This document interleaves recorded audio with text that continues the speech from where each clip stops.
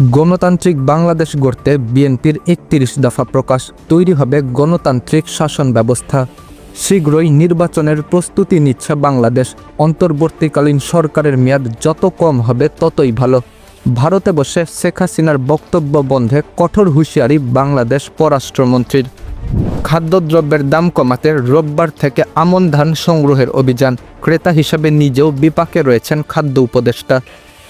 আন্দোলনে আহতদের সাথে উপদেষ্টার বৈঠক। চিকিৎসার জন্য প্রয়োজনে বিদেশ পাঠানো হবে। এতক্ষণ দেখলেন শিরোনাম, এবার বিস্তারিত। বিএনপির আয়োজিত সেমিনারে রাষ্ট্র গঠনের পরিকল্পনা প্রকাশ করলেন তারেক জিয়া ও বিএনপির শীর্ষ নেতারা। আওয়ামী লীগের মতো ভুল করবেন না বলে জানান তিনি। ক্ষমতায় এলে জনগণের অংশীদারিত্ব ও ক্ষমতায়ন নিশ্চিত করবে বিএনপি। এ লক্ষ্যে তারেক রহমান রাষ্ট্র গঠনের ৩১ দফা পেশ করেন। বর্তমানে দেশে আলোচিত প্রায় সব সংস্কার প্রস্তাবই আমাদের এই ৩১ দফায় অন্তর্ভুক্ত রয়েছে। বিএনপি সংবিধানে এমন ব্যবস্থা রাখতে চায় যাতে কেউ পরপর দুবারের বেশি প্রধানমন্ত্রী হতে না পারে। তার মতে এখনকার আলোচিত সংস্কার প্রস্তাবনার সবই বিএনপির ঘোষিত ৩১ দফার রাষ্ট্র পরিকল্পনায় রয়েছে।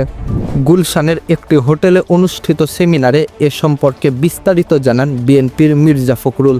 তারেক রহমান বলেন, ৩১ দফার মাধ্যমে জনগণের রাজনীতি ও ক্ষমতা প্রতিষ্ঠিত হবে। আওয়ামী লীগের মতো পরিবারতন্ত্র তৈরি করবে না বিএনপি। সংস্কারের গতির উপর নির্ভর করবে নির্বাচন কত দ্রুত হবে।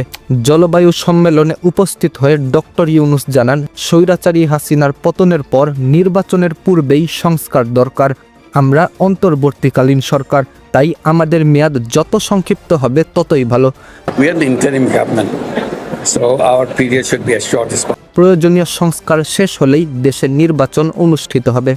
এছাড়াও জলবায়ু সম্মেলনে আজারবাইজানের প্রেসিডেন্ট ইলিয়াম আলিহাবের সাথে সাক্ষাৎ করেন ডক্টর ইউনূস। এখানে বাংলাদেশ ও আজারবাইজানের সম্পর্কের উন্নয়ন ঘটানোর উদ্যোগ নেন দুই নেতা। প্রতিবেশী রাষ্ট্র ইন্ডিয়ার উপর অপপ্রচারের অভিযোগ আনলেন আইন উপদেষ্টা আসিফ নজরুল। বাংলাদেশের বিরুদ্ধে ভারতের হাই কমিশনারের কাছে বিষয়টি উত্থাপন করেছে। তিনি বলছেন তিনি তার সরকারের কাছে এটি পেশ করবেন।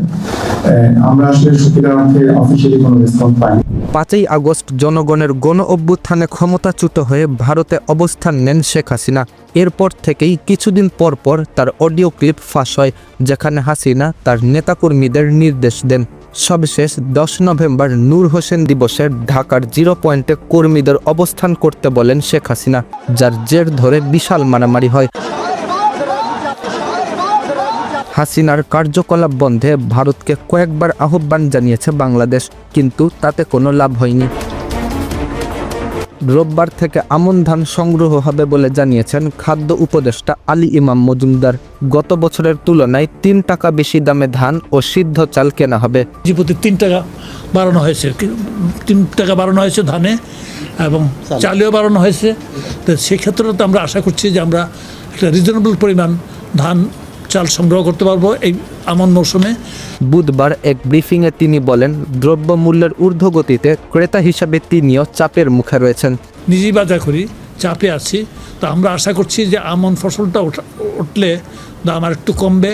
পাশাপাশি শীতকালীন সবজিটাও কিন্তু অকালীন বৃষ্টির জন্য মার খেয়েছে, সেটাও ওঠা শুরু করবে আশা করছি। 2024-25 আমন মৌসুমে 3 লাখ মেট্রিক টন ধান, 5.5 লাখ টন সিদ্ধ চাল ও 1 লাখ টন আতপ চাল সংগ্রহের লক্ষ্যমাত্রা নির্ধারণ করেছে বর্তমান সরকার। সংগ্রহের বিষয়ে সিদ্ধান্ত নিতে দুপুরে খাদ্য মন্ত্রণালয়ে বৈঠক করে খাদ্য উপদেষ্টা। বলেন, গত বছর 30 টাকা হলেও এবছর 33 টাকা করে সংগ্রহ করা হবে চাল, এবং আতপ চাল 44 টাকার বদলে 47 টাকায় ক্রয় করা হবে। অ্যাজ ওয়েল এজ আমরা আমদানি কার্যক্রম সচল আছে, এটা আরও জোরদার হবে। এতে করতে যেটুকু আশঙ্কা করা হয়েছিল গত বন্যার পরে, আশা করছি আমরা আল্লাহর রহমতে সেটা মোকাবেলা করতে পারবো। বিদেশে পাঠানোর ব্যবস্থা করা হচ্ছে বৈষম্য বিরোধী আন্দোলনে আহতদের। জুলাইয়ে গণ অভ্যুত্থানে আহতদেরকে দীর্ঘমেয়াদী চিকিৎসা দেওয়া হবে। আজীবন চিকিৎসার জন্য কার্ড দেওয়া হবে। এর সাথে আহতদের পরিবারকে পুনর্বাসনের ব্যবস্থা করা হবে। প্রতিটি আহত যোদ্ধার একটি ইউনিক আইডি কার্ড থাকবে। সারা জীবন বিনামূল্যে চিকিৎসা পাবেন। তবে সচিবালয় বৈঠক করতে যে বিভক্ত হয়ে পড়েন আন্দোলনকারীরা। একজন আইসা সে নিজেকে সমন্বয় দাবি করে আইসা সে চেয়ার দখল করে বসে আছে। আর আমরা যে মাঠে আজকে ময়দানে আসছি, আমরা চোখ হারাচ্ছি, কারোর পাও হারাচ্ছে, সবাই আহত।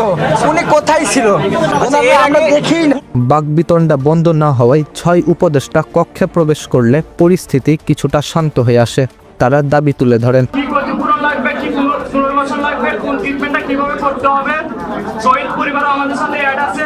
আহতদের চিকিৎসায় কোনো অবহেলা করা যাবে না, প্রয়োজনে বিদেশ পাঠাতে হবে। স্বাস্থ্য মন্ত্রণালয়ের বিশেষজ্ঞ ডাক্তার সাইদুর রহমান বলেন, আহতদের চিকিৎসায় কোনো ত্রুটি করবে না সরকার। উপদেষ্টারা দাবি বাস্তবায়নের আগ পর্যন্ত আহতদের ধৈর্য ধরতে নির্দেশ দেন। দ্রুত সময়ের মধ্যে আহত এবং শহীদ পরিবারদের কাছে সুযোগ সুবিধাটা নিশ্চিত করা, এটাই আমাদের প্রধান দায়িত্ব।